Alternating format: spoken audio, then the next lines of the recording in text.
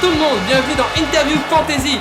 Aujourd'hui, un invité exceptionnel encore une fois. Je vous demande un tonnerre d'applaudissements pour notre ex-ministre de la magie, Hermione Granger.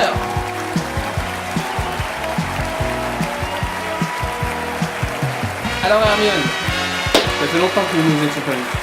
Le travail mon cher, le travail. Ah ça, beaucoup te reprochent beaucoup de choses, mais personne ne remet en cause ton acharnement dans le travail. Quand une action est juste et passionnante, difficile de ne pas se donner à 100%. Tu as bien raison. Alors, beaucoup de questions à te poser, mais seulement 5 questions à la clé. C'est le principe de l'émission. Et sans langue dente, comme l'a très bien dit mon précédent invité. Tu t'en sens capable ? J'ai été ministre de la magie, alors ce sera dur. Mais je ferai le maximum. Bon, commençons. Et commençons justement par ton temps de ministre. Passer de la plus haute fonction du monde de la magie britannique à simple activiste, comme tu aimes te définir, est-ce que ce n'a pas été quelque chose de trop rude pour toi ?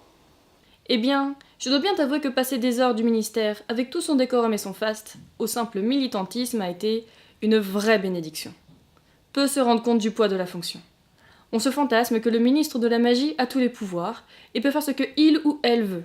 Mais la réalité est tout autre. À cause de la sphère dont on ne doit pas prononcer le nom, dont tu parles dans ton dernier livre ? Désignation qui a fait grincer beaucoup de dents. Mais oui, il existe une sorte d'omerta collective qui collabore de façon implicite pour empêcher tout bouleversement dans le monde magique. Il suffit de regarder les mandats des précédents ministres pour se rendre compte que toute action réformatrice a toujours été sabotée. C'est cela qui m'a fait démissionner. Quand ma proposition de loi visant à accorder une réelle égalité de droit aux créatures magiques a été déboutée pour la 5e fois, j'ai fini par comprendre. Et c'est donc à ce moment-là que tu as plongé dans le militantisme actif ? Oui et non.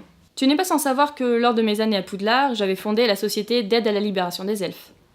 Mais cette action s'est révélée peu fructueuse. Quand j'ai quitté le ministère, j'ai un peu revécu cet échec et j'ai eu une période de mal-être.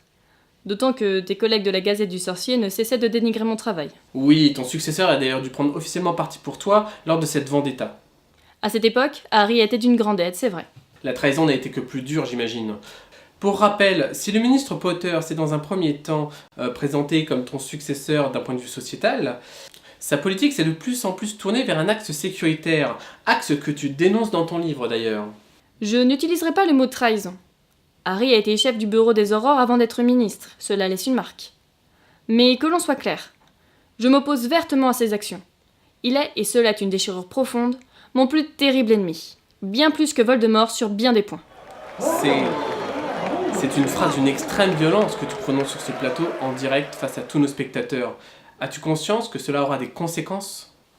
Le temps des faux-semblants n'a plus lieu d'être. Voldemort était un terrible mage noir.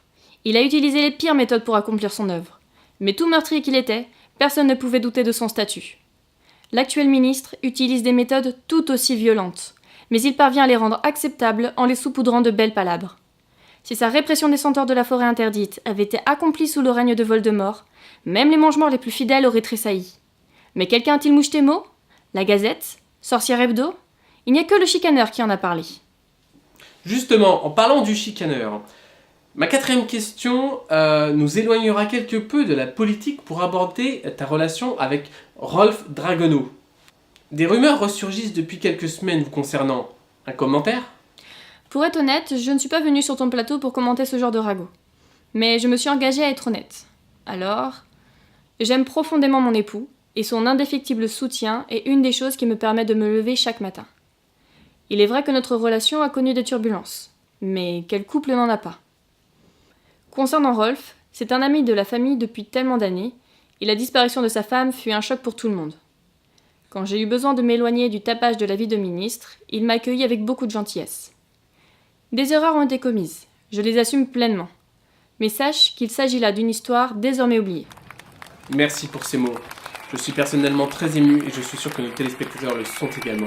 C'est maintenant l'heure de l'ultime question. Dans 2 semaines aura lieu la grande marche pour le droit des êtres magiques. Tu es l'initiatrice de cette marche, mais le ministère a déjà fait savoir qu'il ne l'autoriserait pas. Tu as parlé de la répression des centaures. Ne crains-tu pas qu'en ces temps de troubles interespèces, les accros se multipliant sur l'ensemble du territoire britannique, un incident lors de cette marche serait comme l'étincelle qui embraserait l'ensemble de la communauté magique ? Je vais te dire, Nous craignons beaucoup trop les flammes. Quand il y a un incendie de forêt, la majorité n'y voit que le bouleversement d'un écosystème parfait. Pourtant, ce qu'ils ignorent, c'est que loin de constituer une catastrophe écologique, les flammes favorisent au contraire la biodiversité. Nous pensons vivre dans un monde parfait, mais il n'est parfait que pour une frange de ce qui constitue la population magique. Cette frange n'a pas conscience des vraies disparités qui l'entourent. Et la mise au banc des créatures non humanoïdes n'est qu'un exemple. Cette marche vise à réclamer une chose simple et juste. Le droit de vote pour tous les êtres magiques à une élection pour la formation d'une assemblée constituante.